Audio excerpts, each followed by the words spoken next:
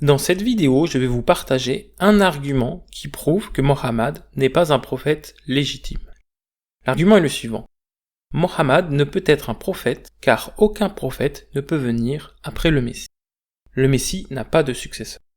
L'argument se fonde tout d'abord sur l'interprétation du verset 26 du livre de Daniel au sein de la prophétie des 72 semaines. Selon ce texte, une période de 72 semaines est suivie par l'arrivée d'un oint, un Messie. Le verset affirme ensuite que ce oint sera retranché et qu'il n'aura pas de successeur.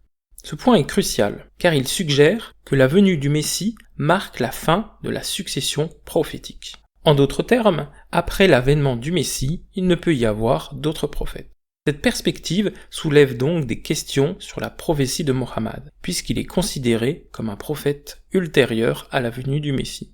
Cela remet en cause la légitimité prophétique de Mohammed, car il est en contradiction avec l'idée que la venue du Messie signe la fin de la prophétie. Le Messie possède un sacerdoce éternel et intransmissible. L'Épître aux Hébreux affirme que Jésus-Christ possède un sacerdoce éternel non transmissible. Cette notion soulève la question de savoir comment Mohammed pourrait introduire une nouvelle religion sans sacerdoce, alors que le sacerdoce du Christ est considéré comme éternel et exclusif. Cette problématique entrave significativement ceux qui tentent d'harmoniser les enseignements bibliques avec ceux de l'islam. Comment donc Mohammed peut-il apporter une nouvelle religion sans sacerdoce, si celui du Christ est éternel et non transmissible? Le Messie est le dernier prophète envoyé à Israël. La parabole des vignerons, telle qu'elle est narrée dans l'évangile de Marc, au chapitre 12, verset 6, affirme que Jésus représente le dernier prophète envoyé à Israël, marquant ainsi la fin de la succession prophétique. Le Messie incarne l'aboutissement de la prophétie, soulevant ainsi des interrogations quant à la légitimité des prophètes ultérieurs, notamment Mohammed dans l'islam. Cette perspective prend tout son sens lorsque l'on constate que Dieu, dans la parabole, cesse d'envoyer des messagers après avoir envoyé son Fils et qu'il prononce un châtiment sur les vignerons rebelles. L'Évangile indique la fin du temps prophétique. L'Évangile, en particulier le livre de Hébreux 1.1, met en avant la notion que Dieu avait précédemment communiqué avec l'humanité par l'intermédiaire des prophètes, mais que l'arrivée de son Fils, le Messie, a marqué un changement significatif dans la manière dont Dieu communique avec les êtres humains. Ce passage déclare que Dieu a désormais choisi de s'exprimer par le biais du Christ, désigné comme l'héritier de toutes choses. Les évangiles de Luc 16 et Matthieu 11-13 renforcent cette idée en affirmant que la loi et les prophètes avaient prophétisé jusqu'à Jean le Baptiste, indiquant ici que la fonction prophétique avait atteint son accomplissement en Jésus. Le livre de Colossiens 2.17 complète cette notion en soulignant que la loi et les prophètes représentaient une ombre des réalités à venir avec leur accomplissement ultime en Christ. Ces enseignements bibliques soutiennent que l'ère prophétique a pris fin avec l'avènement de Jésus. Prophète chrétien après le Messie.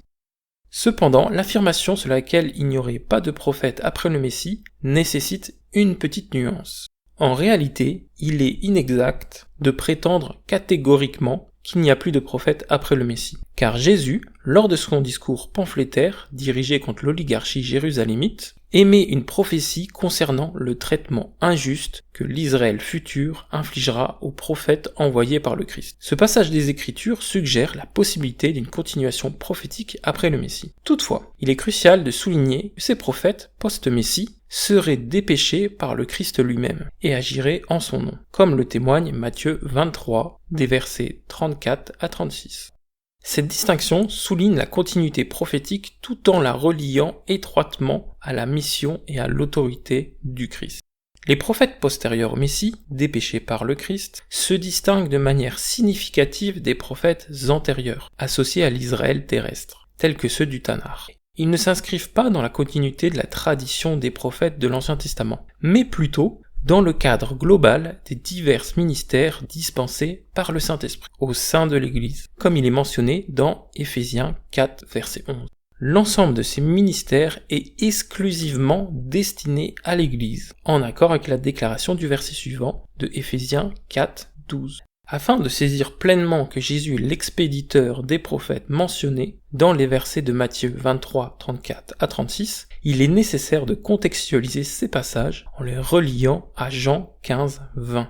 Dans ce contexte, Jésus avait averti ses disciples qui feraient l'objet du rejet et des châtiments de la part de leur propre communauté, un sort à laquelle Jésus lui-même n'a pas non plus été épargné. L'Évangile fait mention par ailleurs d'un des prophètes, en la personne d'Agabus, comme évoqué dans Acte 11, 28.